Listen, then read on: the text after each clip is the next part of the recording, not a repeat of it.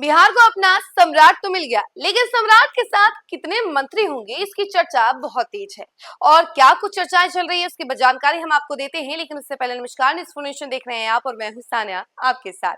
बिहार को अपना सम्राट मिल गया, ऐसा इसलिए कह रही हूँ क्योंकि अब बिहार को सम्राट चौधरी एज ए सीएम मिल चुके हैं और इन्होंने कल शपथ भी ले ली। और उसके बाद अब चर्चा चल रही है कि आखिर मंत्रिमंडल विस्तार कब होगा, बिहार को मंत्री कब मिलेंगे।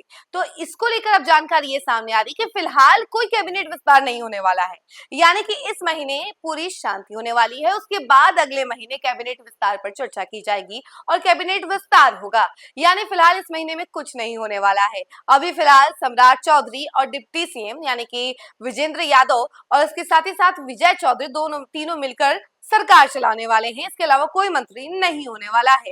आपको बता दें सम्राट चौधरी के पास अभी 29 विभाग है, तो वहीं विजय चौधरी के पास 10 और बाकी विभाग विजेंद्र यादव के पास है। तो चलिए इसकी पूरी जानकारी हम आपको विस्तार से बताते हैं कि आखिर ऐसा क्यों किया जा रहा है। तो देखिए, बिहार में अगले कुछ दिनों तक सम्राट चौधरी और दो डिप्टी सीएम विजय चौधरी एवं विजेंद्र प्रसाद यादव ही सरकार चलाएंगे। जैसा कि हमने आपको बताया, सम्राट कैबिनेट का विस्तार इस महीने होने की संभावना बहुत कम नजर आ रही है। नीतीश कुमार के इस्तीफे के बाद बिहार में बुधवार को नई सरकार का गठन हुआ। नए मुख्यमंत्री सम्राट चौधरी ने बुधवार को लोक भवन में पद एवं गोपनीयता की शपथ ली। उनके साथ सिर्फ दो जदयू नेताओं यानी कि विजय और विजेंद्र को ही शपथ दिलाई गई। बाकी मंत्रियों का शपथ ग्रहण कैबिनेट विस्तार करके बाद में किया जाएगा। सम्राट ने सीएम बनते ही अपने और दोनों डिप्टी सीएम के बीच सभी विभागों का बंटवारा भी कर दिया। बताया जा रहा है कि नई एनडीए सरकार में मंत्री बनने वाले नेताओं को अगले महीने का इंतजार करना पड़ सकता है।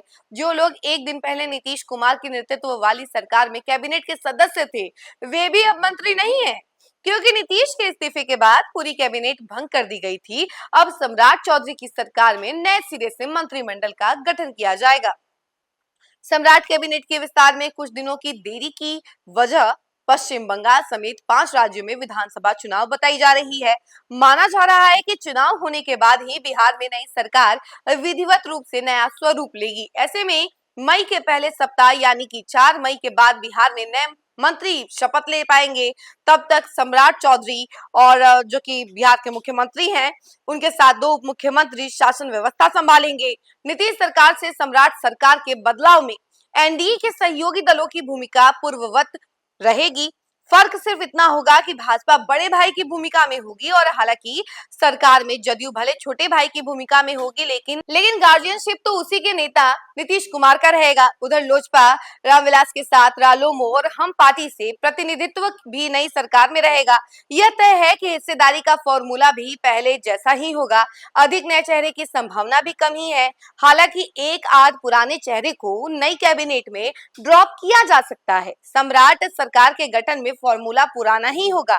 भाजपा के मंत्रियों की संख्या जदयू से अधिक होगी। जदयू और भाजपा के साथ नीतीश सरकार में शामिल अन्य सहयोगी दलों के पूर्व के मंत्री सबसे प्रमुख दावेदार हैं। भाजपा और जदयू में पुराने चेहरे प्रमुख दावेदार हैं। पार्टी का भरोसा इनके ऊपर बना हुआ है। तो देखिए, अभी फिलहाल सम्राट चौधरी और बाकी दोनों डिप्टी सीएम मिलकर सरकार चलाने वाले हैं।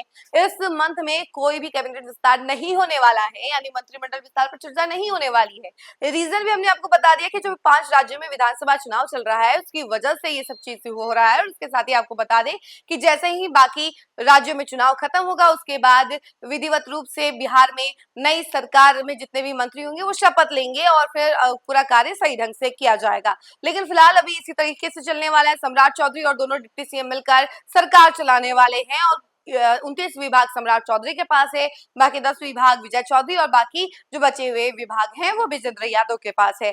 तो देखिए, ये सभी मिलकर अभी सरकार चलाने वाले हैं। आपकी क्या राय है इसको लेकर जरूर बताइएगा कमेंट सेक्शन में और देखते रहें न्यूज़ फॉर नेशन। धन्यवाद।